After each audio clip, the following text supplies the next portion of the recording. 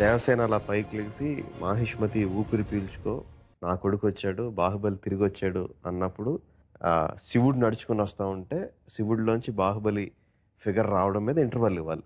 ఒరిజినల్గా అనుకున్నది అది. దానికన్నా ముందు శివుడు రకరకాల స్టేజెస్ ఆఫ్ జర్నీ ఉంటుంది. శివుడు మట్టిలోంచి బయటకు వస్తాడు, నీళ్ళలోంచి బయటకు వస్తాడు, మంటల్లోంచి బయటకు వస్తాడు, గాలిలో వస్తాడు, ఆకాశం నుంచి జారి నేల మీద పడినట్టు వస్తాడు. పంచభూతాలని దాటి మాహిష్మతిలో అడుగు పెడతాడు అన్నది సీన్. ఐస్ దగ్గర మంచులో ఫైట్ చేస్తున్నప్పుడు ఒక అతను బాహుబలిని చూసి గుర్తుపడతాడు. ప్రభు నన్ను ఏం చేయొద్దు, బాహుబలి నన్ను ఏం చేయొద్దు అంటే, ఈడేవాడు నన్ను బాహుబలి అంటాడు ఏంటని శివుడు చూస్తాడు, అతను వెళ్ళిపోతాడు. సో అతను వచ్చి బిజ్జల దేవుడికి ఇన్ఫార్మ్ చేస్తాడు, ఒకడు వచ్చి మమ్మల్ని అందరినీ కొట్టేసాడు అంటాడు. మిమ్మల్ని కొట్టడం ఏంటి, ఎవడాడు అంటే బాహుబలి అంటాడు.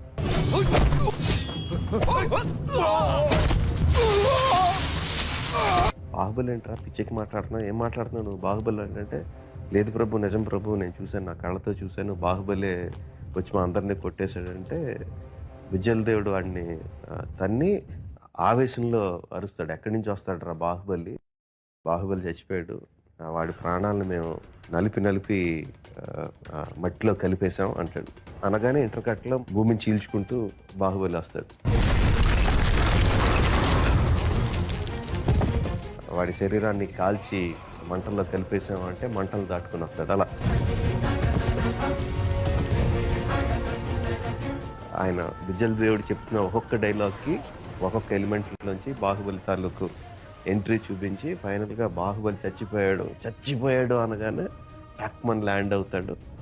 ల్యాండ్ అయిన వెంటనే దేవసేన పైకి లేచి మాహిష్మతి ఊపిరి పీల్చుకున్నది. ఇది ఒరిజినల్గా ఉన్న సీక్వెన్స్. మాహిష్మతి ఊపిరి పీల్చుకో, నా కొడుకొచ్చాడు, బాహుబలి తిరిగొచ్చాడు.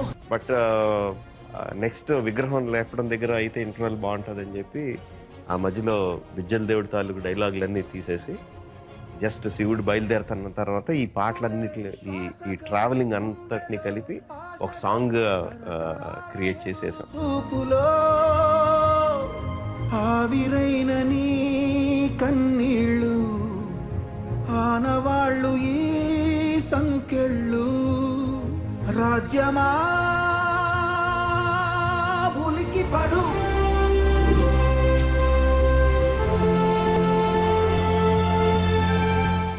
మేము ఫస్ట్ డిజైన్ చేసుకున్నప్పుడు శివుడి పక్కన ఒక కోతి ఉంటుంది.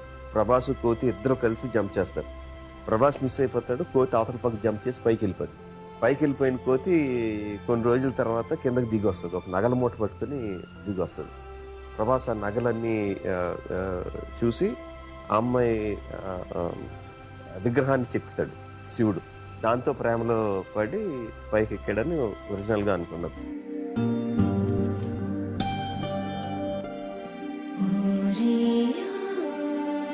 మనకున్న రూల్స్ ప్రకారం కోతులతో అసలు షూట్ చేయకూడదు. మొత్తం అంతా సీజీలో చేయడం అనేది జరగని పని. కొంత లైవ్గా షూట్ చేసి డిఫికల్ట్ పోర్షన్స్ సీజీ పెట్టడం అనేది ప్రాక్టికల్గా చేయగలిగే పని. So government of India regulations అలా ఉన్నాయని తెలిసిన వెంటనే చాలా డిసప్పాయింట్ అయిపోయాం.